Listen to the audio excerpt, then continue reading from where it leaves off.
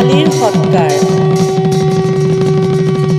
সুগ্ৰীৱক ৰামে বুজাইছে, হে মিত্ৰ, তুমি বেজাৰ নকৰিবা। ইয়াত কাৰো দুখ নাই, দৈৱৰ বিপাক। তুমি সুখ সম্বৰণ কৰা বান্দৰাজ। সোনকালে বালিৰ দাহ কাৰ্য সম্পন্ন কৰা। শুকান অগৰু কাঠ আনা, ৰাজ আভৰণ বসন ভূষণ আনা। তেওঁৰ শৰীৰ দাঙিবৰ কাৰণে বাছি বাছি কটক আনা। বালিৰ বাহন আনা। লক্ষ্মণে ক'লে, হে হনুমান, তুমি স্থিৰ হৈ বাহিৰৰ সকলো আয়োজন কৰা। হনুমানে ভাণ্ডাৰৰ ভিতৰত প্ৰৱেশি নানান ৰত্ন আভৰণ বাহিৰলৈ আনিলে। ৰাজ চতুৰ্দোলা বিচিত্ৰ বসন আনিলে। ৰাজ চতুৰ্দোলাত নি বালিক তুলিলে আৰু পম্পা নদীৰ তীৰলৈ সকলোৱে লৈ গ'ল। তাৰ তীৰত চন্দন কাঠৰ চিতা তৈয়াৰ কৰিলে। তাত নি বালিক শোৱালে। তাৰা মহাদেৱীয়ে বৈশ্বানৰক স্তুতি কৰিলে। বন্ধুগণে বালিৰ অগ্নিকাৰ্য সম্পাদন কৰিলে।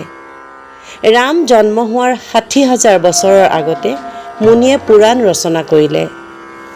ৰাম নাম স্মৰণ কৰিলে যমৰ দায়ৰ পৰা হাত সাৰিব পাৰে। ভাই, শ্ৰীৰামৰ প্ৰীতিৰ কাৰণে মুখেৰে ৰাম হৰি বুলি কোৱা। সুগ্ৰীৱৰ ৰাজ্যপ্ৰাপ্তি। সকলো বান্দৰবিলাকৰ ইচ্ছাত সুগ্ৰীৱৰ ইংগিতত হনুমানে ৰামক ক'লে, হে প্ৰভু ৰাম, তোমাৰ প্ৰসাদতে সুগ্ৰীৱ ৰজা হ'ল। সুগ্ৰীৱে বাঞ্ছা কৰিছে তোমাক পূজা কৰিবলৈ। তোমাৰ আজ্ঞা পালেই অন্তঃপুৰলৈ যাব। শ্ৰীৰামে ক'লে, মই পুৰত প্ৰৱেশ কৰিব নোৱাৰোঁ। পিতৃৰ আদেশ, বনবাস কৰিবলৈহে 14 বছৰ মই বনে বনে ফুৰিব লাগিব।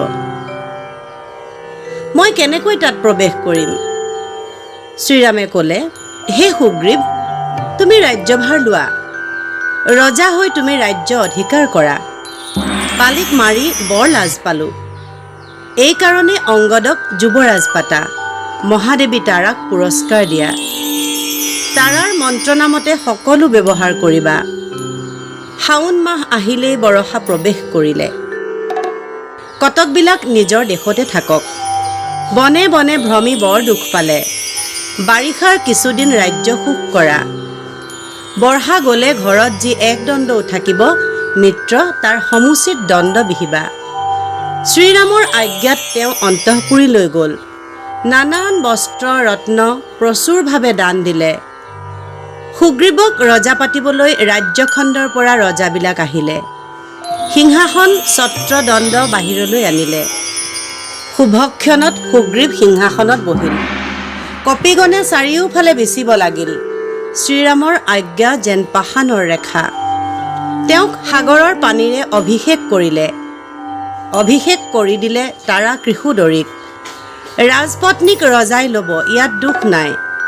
তাৰাক পাই সুগ্ৰীৱৰ বৰ সন্তোষ। শ্ৰীৰামৰ কথামতে অংগদৰ অভিষেক কৰিলে। পাত্ৰসকলে অংগদক যুৱৰাজ পাতিলে। কপিসকলে শ্ৰীৰামৰ জয়ধ্বনি দিবলৈ ধৰিলে।